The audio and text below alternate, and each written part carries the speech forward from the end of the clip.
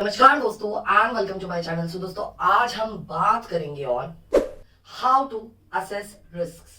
जी हाँ दोस्तों, हम जब भी कोई भी प्रोजेक्ट पे काम करते हैं या कुछ भी जिंदगी में अचीव करने की कोशिश करते हैं, या तो वो हमारे पर्सनल लाइफ में हो या तो बिजनेस वाइज हो या तो हमारे काम वाइज हो, हमेशा उस चीज से रिलेटेड रिस्क्स जो है वो होती हैं। अब दोस्तों it is very very very important कि उन रिस्क्स को आप ठीक से असेस करें for the only reason that आप जब भी कोई प्रोसेस करेंगे तो उसमें 100% रिस्क होगी, 100% बहुत सारी डिफिकल्टीज आएंगी।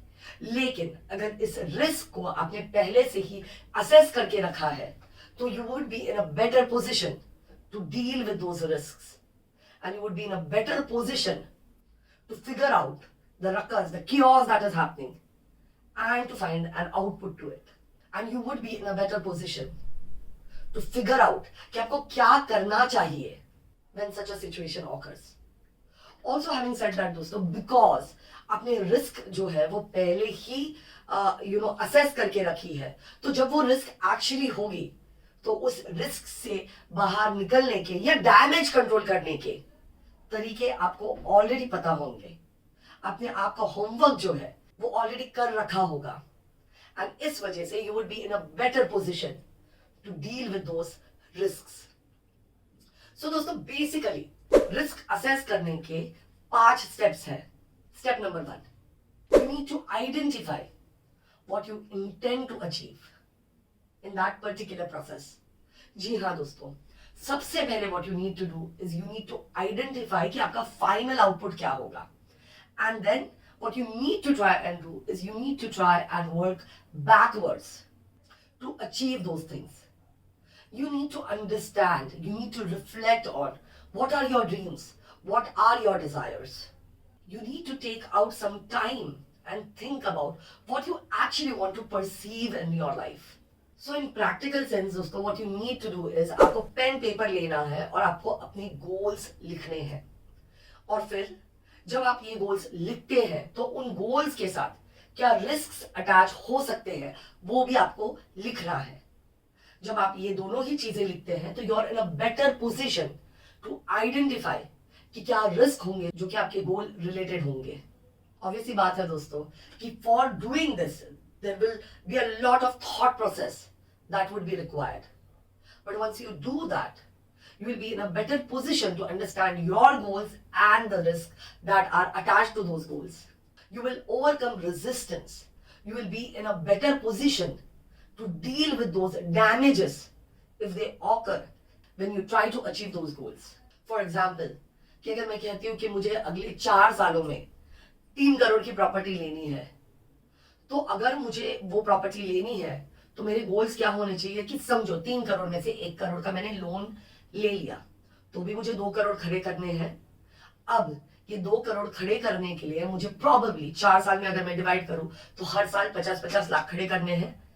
अब ये 50 लाख जो है वो मेरा गोल हुआ फॉर अ ईयर।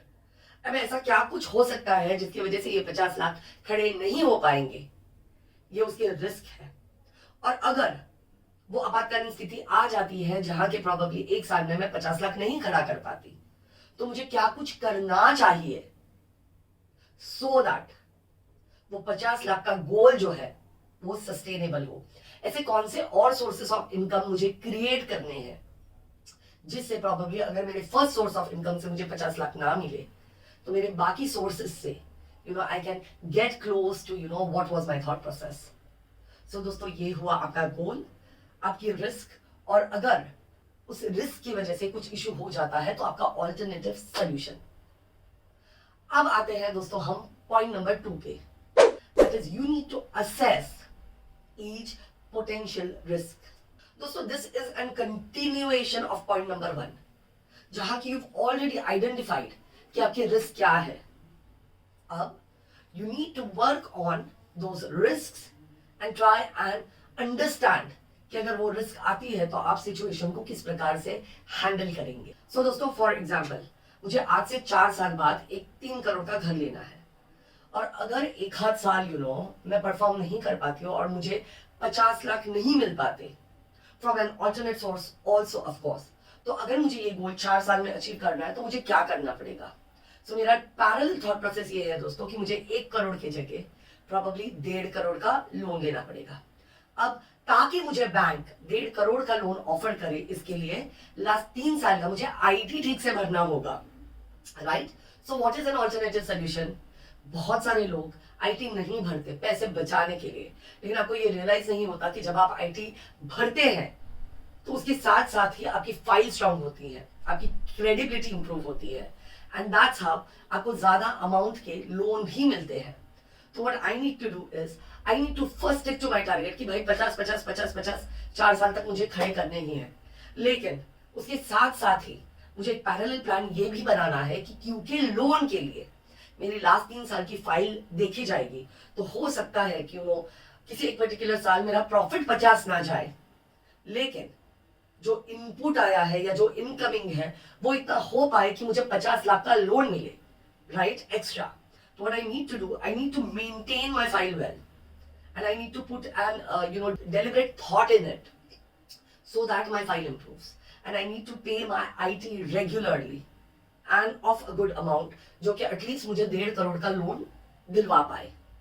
और इसके लिए मुझे 3 साल की प्लानिंग की जरूरत है, जहां हर साल मैं अपना आईटी नियमित तरीके से और अच्छे खासे अमाउंट का भरूं, जहां से मुझे प्रॉब्ली 1.5 करोड़ का लोन मिल पाए।